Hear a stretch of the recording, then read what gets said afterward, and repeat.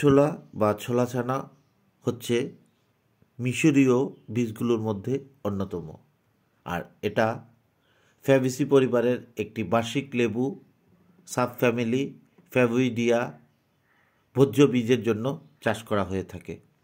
প্রত্নতাত্ত্বিক এটি প্রাচীনতম চাষকৃত সিমগুলোর মধ্যে একটি, যার প্রাচীনতম প্রমাণ সিরিয়ায় পাওয়া গেছে।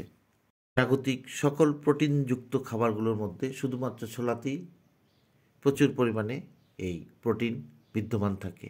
ছোলা খেতে অনেক সুস্বাদু। সকালবেলার নাস্তাতে সেদ্ধ, কাঁচা, রান্না করা নানাভাবে এই ছোলা সেদ্ধ খাওয়া যায়।